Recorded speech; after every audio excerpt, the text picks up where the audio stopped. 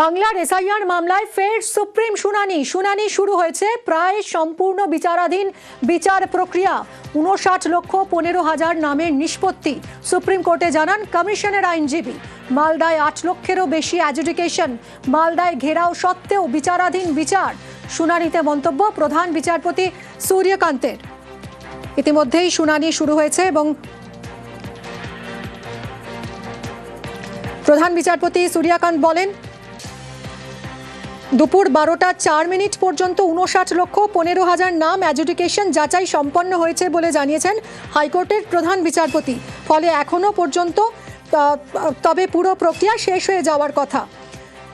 তখন আইনজীবী নাইডু বলেন, ফেজ 1 হয়েছে, 26,000 মতো এখনো পেন্ডিং রয়েছে। নাইডু আরও জানান, আজকের মধ্যে গোটা প্রক্রিয়া শেষ হবে বলে তাদের কাছে তথ্য রয়েছে। বিচারপতি সূর্যকান্ত প্রধান বিচারপতি, তিনি বলেন, মালদায় 8 লক্ষেরও বেশি নাম অ্যাডজুডিকেশন তালিকায় ছিল। এত ঘেরাও সত্ত্বেও গতকাল রাতে তা শেষ হয়েছে। প্রধান বিচারপতি আরও বলেন, সিগনেচারের কাজ শেষ হওয়া বাকি রয়েছে, সেটা রিয়েল টাইমে শেষ না হওয়ায় কিছুটা সমস্যা হচ্ছে বলে জানিয়েছেন হাইকোর্টের প্রধান বিচারপতি। আইনজীবী নাইডু বলেন, আমরা আজকের মধ্যে সেটা করে দেব। ট্রাইব্যুনালের কাজ এগোচ্ছে, আমরা নোডাল অফিসার নিয়োগ করেছি। 2 জন প্রার্থীর আবেদন ডিসপোজড হয়েছে ইতিমধ্যেই, জানান কমিশনের আইনজীবী। কমিশনের আইনজীবী এই কথা বলার পরই বিচারপতি বাগচি, তিনি বলেন, আপনারা অফিস তৈরি করছেন, আপনারা নোডাল অফিসার নিয়োগ করেছেন, তিনি যদি সঙ্গে সঙ্গে রিসিট দিয়ে দিতে পারেন। আইনজীবী নাইডু জানান, অনলাইনে রিসিট দেওয়া হচ্ছে, আমরা অফলাইনের বিষয়টিও দেখে নিচ্ছি। এই মুহূর্তে শুনানি চলছে।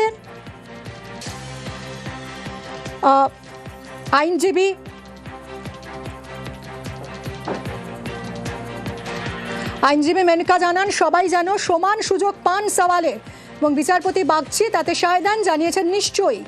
আইনজীবী কল্যাণ ব্যানার্জি রাজ্যের আইনজীবী, তিনি জানান 1000 শব্দের মধ্যে বক্তব্য জানাতে হবে অনলাইনে। বিচারপতি বাগচি জানিয়েছেন, আমরা নতুন নথি গ্রহণের ঝুঁকি কি তা জানি।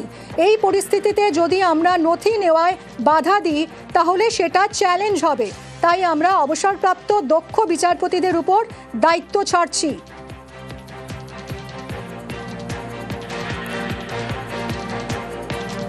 জাস্টিস বাগচি বলেন, 1990 থেকে 1995 সালে জন্ম নেওয়া ব্যক্তিদের 2024-25 সালে জন্ম শংসাপত্র জারি করেছেন আপনারা, সেটা সন্দেহজনক মনে হবেই।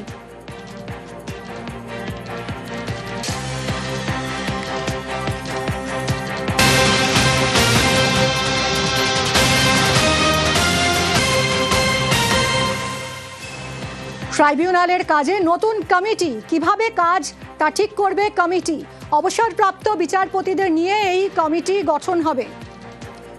ট্রাইব্যুনালের কাজে নতুন কমিটি গঠন হবে, কিভাবে কাজ হবে তা ঠিক করবে এই কমিটি। অবসরপ্রাপ্ত বিচারপতিদের নিয়ে এই কমিটি গঠন করা হবে।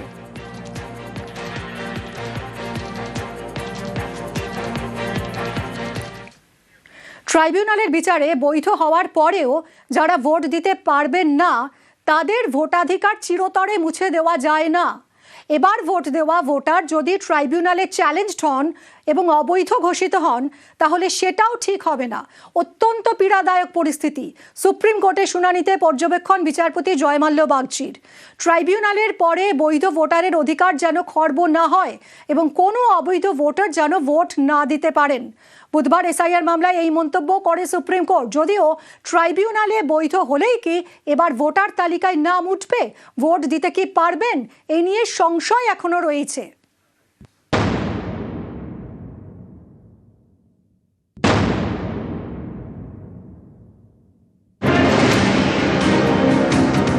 বুধবার সুপ্রিম কোর্টে এসআইআর মামলা শুনানির শুরুতেই প্রধান বিচারপতি সূর্যকান্ত জানান, কলকাতা হাইকোর্টের প্রধান বিচারপতি রিপোর্ট দিয়েছেন, তাতে বলা হয়েছে 45 লক্ষের নিষ্পত্তি হয়ে গিয়েছে।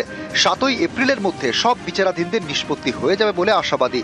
এই রিপোর্ট সন্তোষজনক, শুধু ট্রাইব্যুনালের বিষয়টি বাকি রয়েছে। নির্বাচন কমিশনের আইনজীবী জানান, জলশক্তি বোর্ডের ট্রাইব্যুনালের জন্য সময় নেওয়া হয়েছে। বুধবার থেকেই ট্রেনিং, বৃহস্পতিবার থেকে ট্রাইব্যুনাল কাজ শুরু করবে। এদিন মামলাকারীর আইনজীবী বিকাশ রঞ্জন ভট্টাচার্য বলেন, ট্রাইব্যুনাল যেন সব নথি গ্রহণ করে। তখন বিচারপতি জয়মাল্য বাগচি বলেন, ট্রাইব্যুনাল চাইলে জমা পড়া নথি দেখতে পারে, অতিরিক্ত নথি জমা নিতে পারেন। দুটি নিরপেক্ষ প্রক্রিয়া চালাচ্ছি। বৈধ ভোটারের ভোটদান সাংবিধানিক অধিকার। বাদ যাওয়া কেউ ট্রাইব্যুনাল থেকে বৈধ ভোটার হয়ে ফিরলে তিনি যেন ভোটাধিকার প্রয়োগ করতে পারেন, কোনো অবৈধ ভোটার যেন ভোট দিতে না পারেন। ট্রাইব্যুনাল অ্যাডজুডিকেশনের পরে যদি কেউ ভোটার হন তাহলে অবভিয়াসলি তিনি ভোটার হিসেবে আবার বিবেচিত হবেন। ফলে এইটা নয় যে বেসিক্যালি মানে এখন যা অ্যাডজুডিকেটেড হয়েছে, ধরুন 47 লাখ এখনো পর্যন্ত অ্যাডজুডিকেশন হয়ে গেছে, ফলে অ্যাডজুডিকেটেড যারা কেউ ধরুন ডিলিট হয়ে গেছে তার নাম যদি ট্রাইব্যুনাল আবার ইনক্লুড করে দেয় তাহলে অবভিয়াসলি তিনি ভোটার হিসেবে ট্রিটেড হবেন। আদালতের আজকে দুটো অবজারভেশন অত্যন্ত গুরুত্বপূর্ণ। এক, যে যাতে কোনোভাবেই কোনো বৈধ ভোটার না বাদ যায়। দ্বিতীয় হচ্ছে যাতে কোনোভাবেই অবৈধ ভোটার ভোট না দিতে পারে। ফলে এই দুটো অবজারভেশনই ক্লিয়ার করে দেয় যে আদালত কি চাইছে। সুপ্রিম কোর্টের পর্যবেক্ষণ, কোনো বৈধ ভোটারের ভোটাধিকার যেন খর্ব না হয়, কিন্তু এরপরেও ভোটার তালিকায় নাম ওঠা নিয়ে সংশয় রয়ে গেল।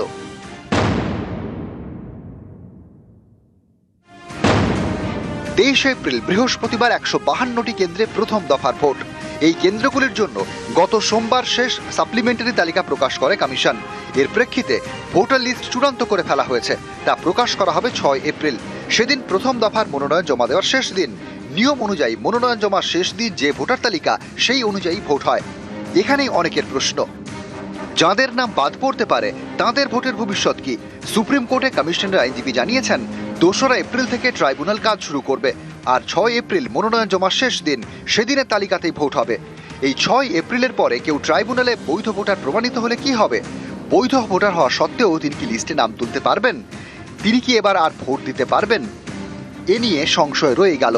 বুধবার বিচারপতি জয়মাল্য বাগচির পর্যবেক্ষণ, কমিশনের ঠিক করা কাট অফ ডেটের মধ্যে ট্রাইব্যুনালের বিচারে বৈধ ভোটারদের নাম সাপ্লিমেন্টারি তালিকায় উঠল।